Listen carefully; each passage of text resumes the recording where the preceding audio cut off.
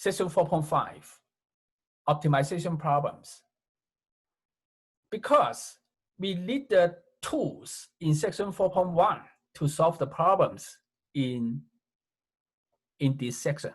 So let's take a review about section 4.1 first. Section 4.1 is about maximum and minimum function values of a function over some interval. Review number 1. Whether or not a function has an absolute extreme value depends on the interval of interest. Here we have two figures about the same function f. The figure on the right, the figure on the left, I consider the portion of the graph of function f over this closed interval. Because the interval is closed, it contains the two endpoints. So at the two endpoints, I add solid point here. That means that I consider these 2 points as part of the portion that I am considering. Now this portion has a highest point, this point. So this point is the maximum function value of this function f over this closed interval. And also this portion has a lowest point here. So this point is the minimum function value over this interval AB. Now the figure on the right, I consider the portion of the graph of the function f, now this time, over an open interval. Open interval doesn't contain the two endpoints. So I place open dot here. That means that I don't consider these 2 points as part of the portion that I am considering. Now, this portion of the graph has low highest point because this open dot is not part of the portion that I am considering. So this portion has low maximum value. But this portion has a lowest point, still has a lowest point here. So the function has a minimum value here over this open interval, but it doesn't have a maximum value over this open interval. So that's why I say that whether or not a function has an extreme value, maximum or minimum, depends on the interval of interest. Review number 2, extreme value theorem. This theorem says that under some conditions, it is guaranteed a function has a maximum value and a minimum value over an interval. Yeah. Extreme value theorem says that a continuous function, first, the graph of the function should be continuous. On a closed interval, the interval should be a closed interval, not an open interval. Then the function must have an absolute maximum value and an absolute minimum value on that interval. Yeah, exactly this case. The graph is continuous and the interval is a closed interval. Then guarantee that the function has a maximum and a minimum over this interval. Extreme value theorem only says that we guarantee the function has a maximum and a minimum, but this theorem doesn't tell us where the maximum and the minimum are. So to locate the maximum and minimum, the location of the maximum and minimum is based on this observation. This observation says that a function is continuous on a closed interval. So by extreme value theorem, the function has a maximum and a minimum. Then maximum and minimum can only appear at the following points. Only at the following points. Maximum and minimum cannot appear at other points. Maximum and minimum can appear at n points. This is one example. And they can appear at interior critical points. What is a critical point? Take a review. A critical point is a point in the domain of the function f of x. I miss f here.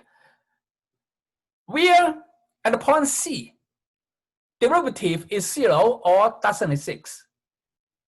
Derivative is 0, tangent line is horizontal. Derivative doesn't exist, the graph has a corner there. So a critical point is a point in the domain where tangent line is horizontal or the graph has a corner. Maximum and minimum can appear at an interior critical point. Interior means inside the interval AB. Okay, now based on this observation, we in section 4.1 develop 3 steps to locate maximum and minimum function values. These 3 steps, the book calls them the closed interval method. You can find this method on this page. To find the maximum and minimum values, here maximum and minimum means absolute maximum, absolute minimum. To find the maximum and minimum values of a continuous function on a closed interval, step 1, find all the critical points inside the interval between A and B. Because maximum and minimum can appear at critical points, so we find all the critical points. Step 2, compute function values at the critical points and also at the 2 endpoints. Maximum and minimum can also appear at endpoints. So we also compute function values at the 2 endpoints.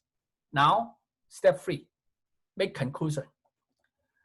The largest function value in step 2 is the maximum function value on this interval AB. And the minimum and the smallest function value in step 2 is the minimum function value on this interval AB. This is the closed interval method. Continuous function over a closed interval. Okay, now when the interval is an open interval, say this case, okay. When the interval is an open interval, low guarantee, the function has a maximum function value or a minimum function value. Then how to locate a curve over an open interval, open interval. Here is the open interval method. This method says that this open interval method is from me, not from the book. So you cannot find this method in the book. You cannot find this method in section 4.1. To find the maximum and minimum values of a continuous function on an open interval. Now this time, no guarantee, the function has a maximum or a minimum. Also 3 steps, find all the critical points inside the interval, because if the function has a maximum or a minimum, then the maximum and minimum can only appear at a critical point. So step 1, find all the critical points between A and B. Step 2, now this time, is different from the step 2 of the closed interval method. Step 2, I suggest roughly sketch the graph of the function f. Roughly. Here, we just need increasing, decreasing. We don't need concave up, concave down. Roughly sketch. Now, based on the sketch, make conclusion. Okay, now in the following, I will show you examples about these 2 methods to solve optimization problems.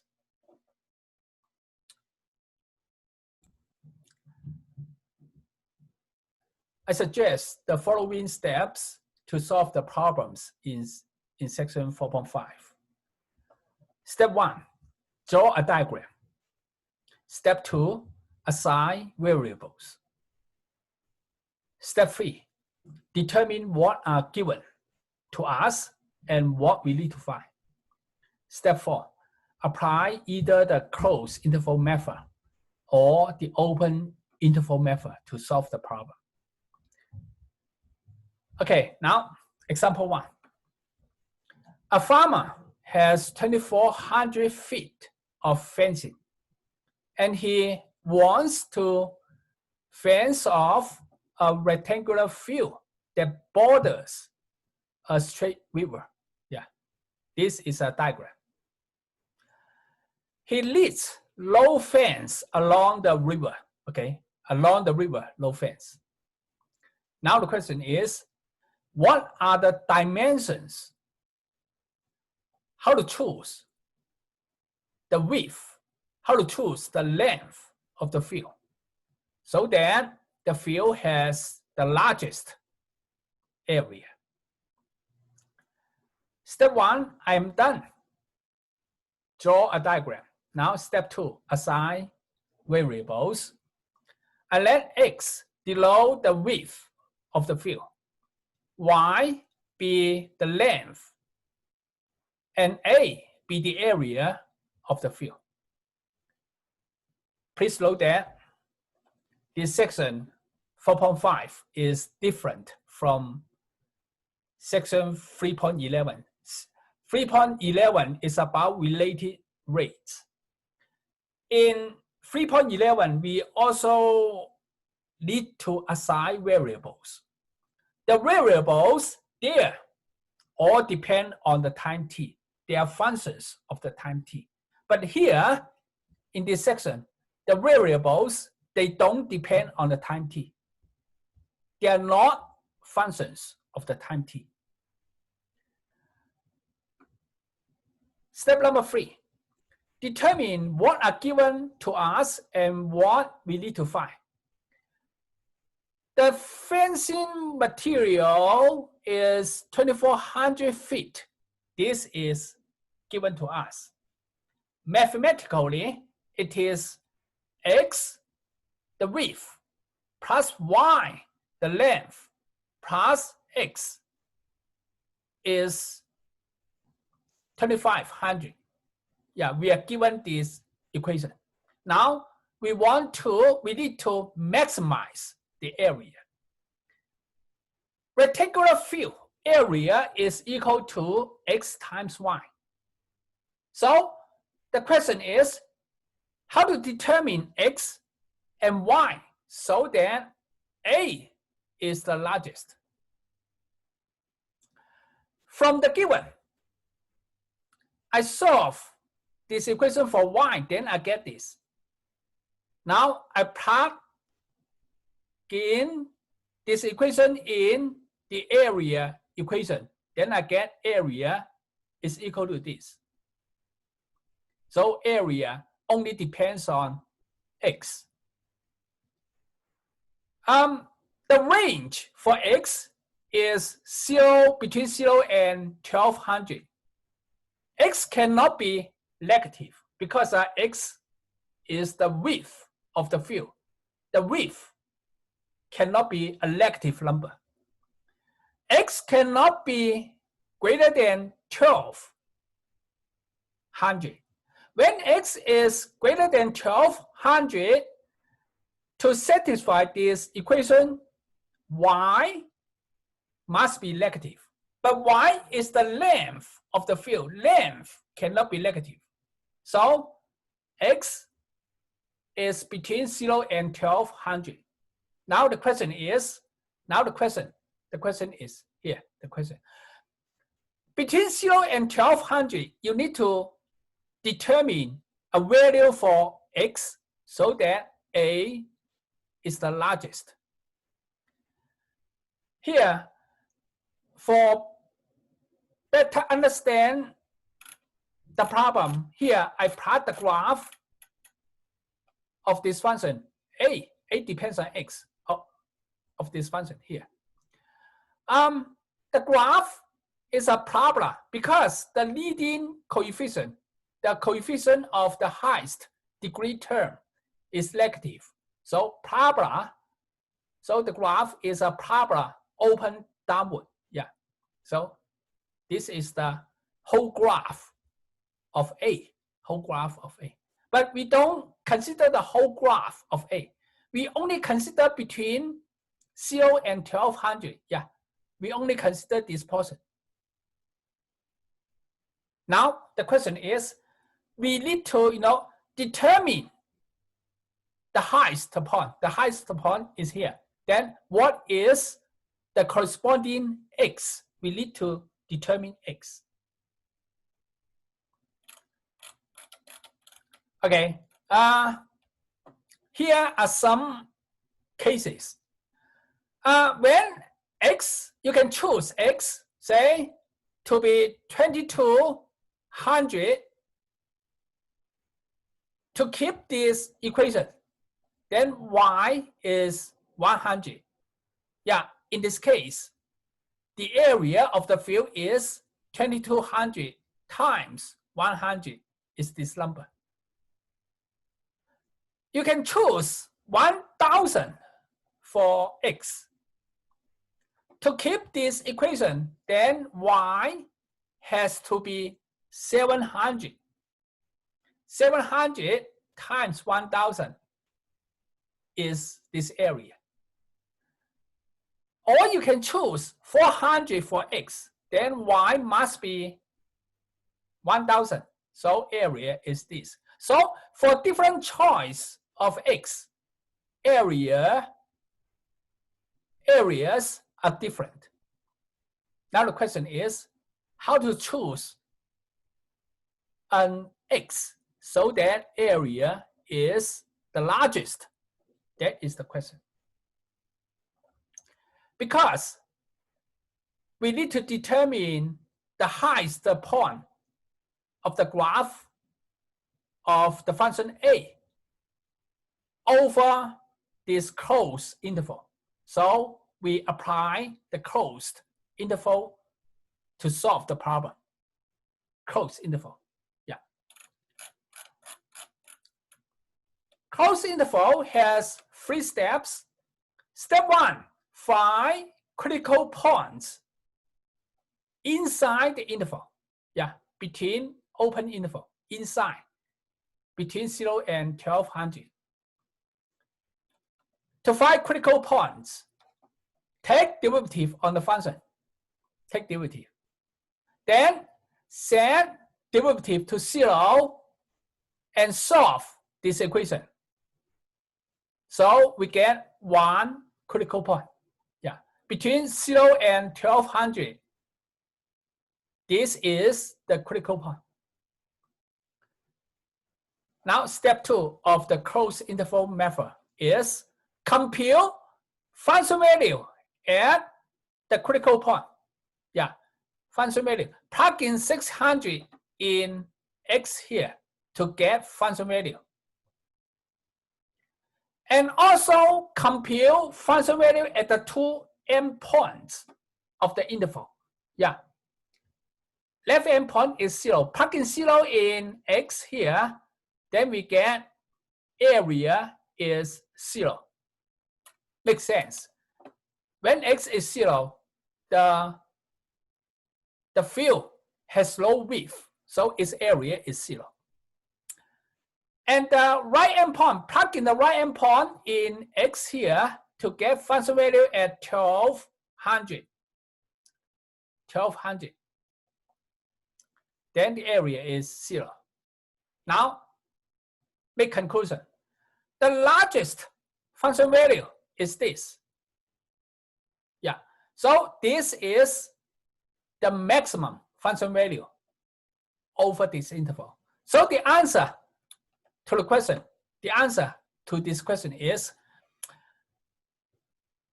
how to make the area the largest. You should choose x to be 600. The width of the field should be 600. Then the length of the field, yeah, plug in 600 here to get the length, to get y. The length of the field is 1200. So when the field is 600 by 1200, its area is the largest. This example, we apply the closed interval method to answer the question because the interval is closed interval. Now, in the following two examples, we need to apply open interval method to answer questions.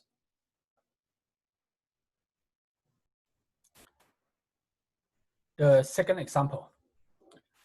Of all rectangles of area 100, which one has the minimum perimeter?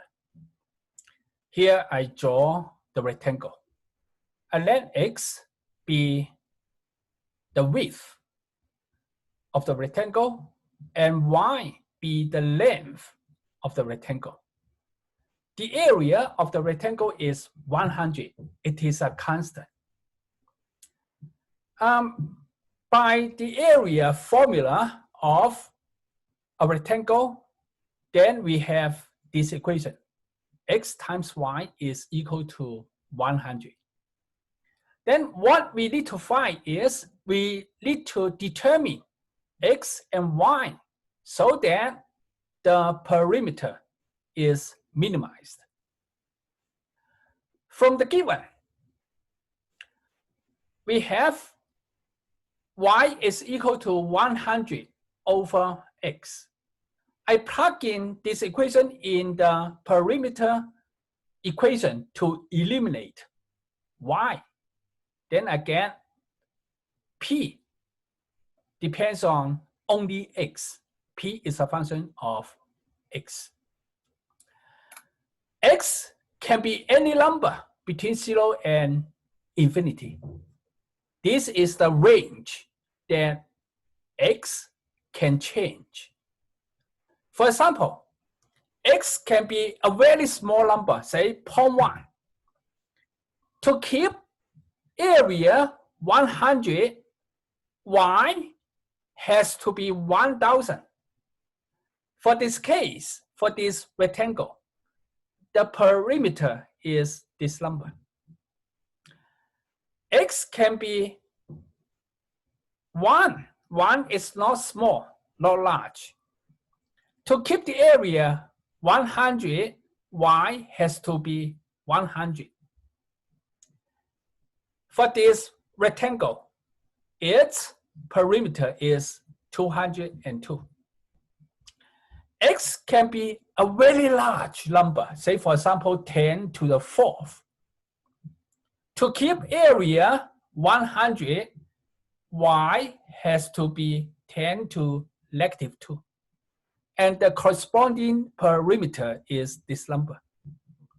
So X can be any number, any positive number.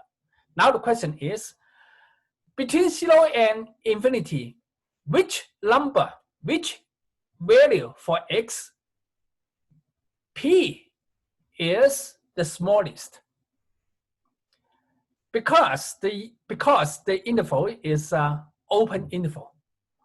Then we apply the open interval method to answer the question.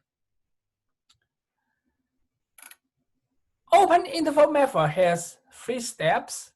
Step 1, find critical points inside the interval.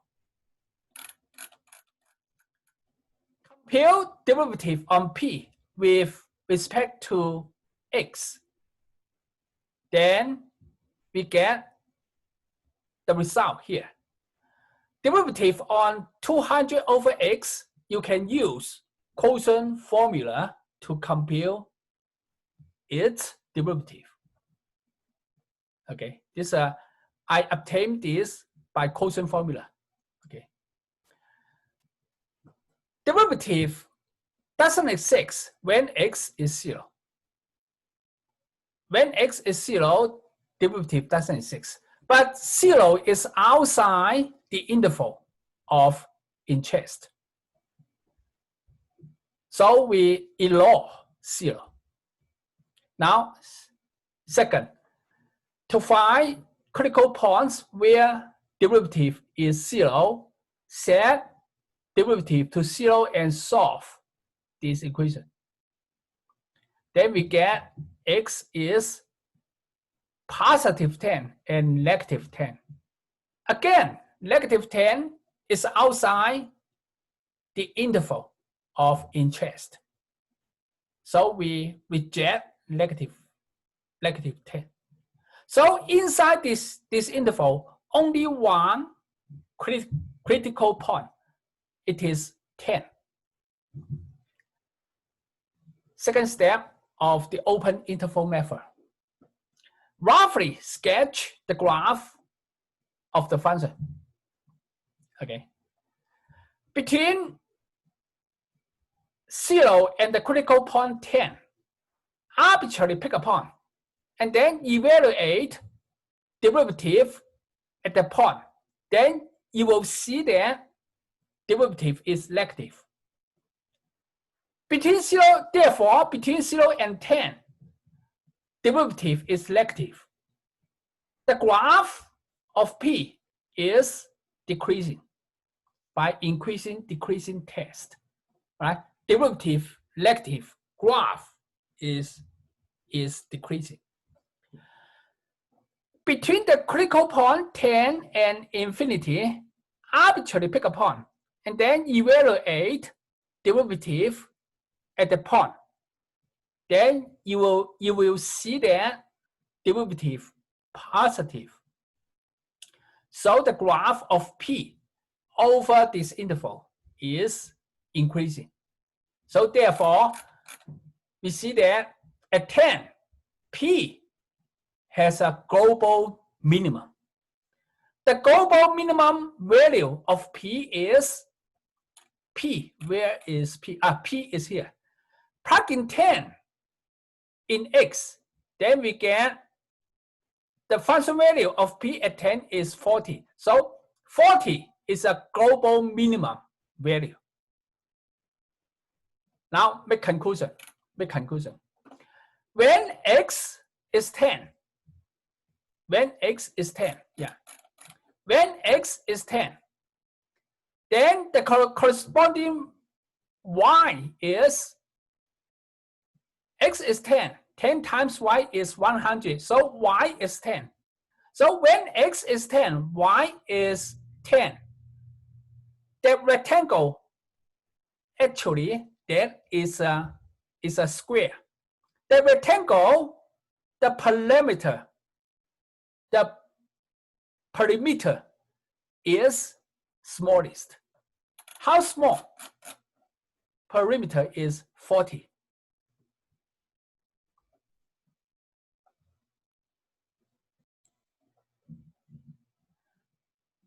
Example 3. A cylindrical can is to be made to hold 1,000 cubic cm of oil. Find the dimensions that will minimize the cost of the metal to manufacture the can. In order to minimize the cost of the metal, we minimize the total surface area of the cylinder. The question is essentially, it is find the dimensions that will minimize the total surface area of the can. Here I draw a diagram about the can. I let arrow below the base radius. The base is a circle. Its radius is arrow. And h, the height of the can. The volume of the can is a constant, 1,000. About the can, the volume is base area times height. So volume V is base area. Base is a circle. Its area is pi r square. Pi r square times height. It is 1,000. The can, the volume is kept 1,000. What we need to find is minimize the total surface area. I let A below the total surface area. It is base area times top area plus side area. Base area, base is a circle. Area is pi r square. Top is a circle. Area also pi r square. The side area, how to get the side area? Imagine that we use a scissor to cut the side and stretch out the side. Then we will see a rectangle. Area of a rectangle is base times height. The base of the rectangle is the circumference of the base circle. It is a 2 pi r circumference of the circle times height. So this is a side area. Simplify this expression by combining the first two terms, then we get the result. This is the total surface area of this can.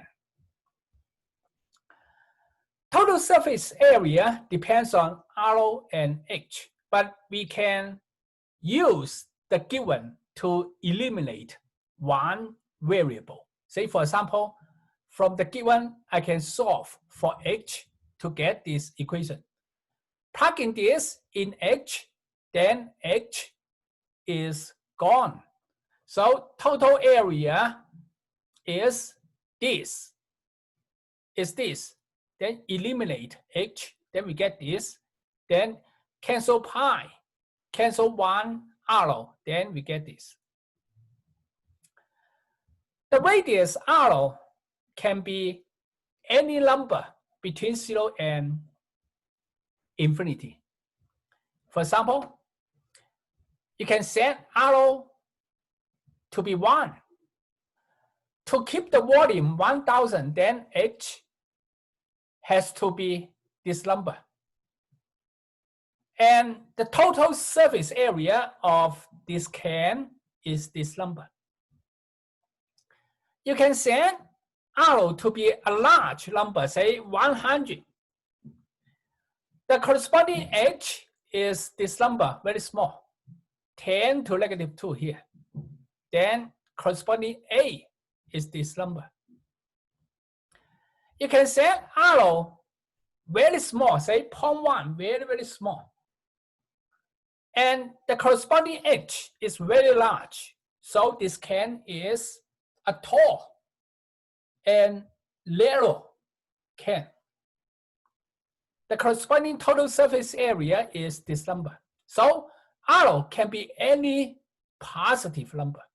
Now the question is how to choose arrow so that A is as small as possible. Because the interval is an open interval, so we apply the open interval method to answer the question. Step 1 of the open interval method, find critical points in the interval. Compute derivative on A with respect to arrow. Then we get this. Derivative of 2000 over arrow, you can use quotient rule to compute its derivative.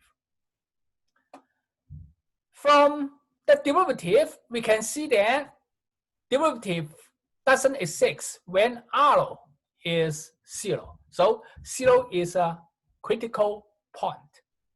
But this critical point is outside this interval. We are only interested in this interval. So 0 is outside this interval. We ignore the critical point. To find critical points where derivative is 0, we set derivative to 0 and solve for arrow. Then we get this critical point. This is a step 1. Now step 2. Roughly sketch the graph of the function A. Just roughly. We just need decreasing, increasing. We don't need concave up, concave down. Between 0 and the critical point, 5.42 critical point. Arbitrarily pick a point. Evaluate derivative at the point. We see that derivative less than 0. So the graph of A is decreasing on this interval. Between the critical point and infinity, arbitrarily pick a point, evaluate derivative at the point. We see that derivative greater than 0. So the graph of F is increasing on this interval. So therefore, see, at the critical point, A has a global minimum value. Now, step 3, conclusion. When arrow is 5.42, the corresponding H is 10.84. This can, its total surface area is the smallest. And the total surface area of the can is this number.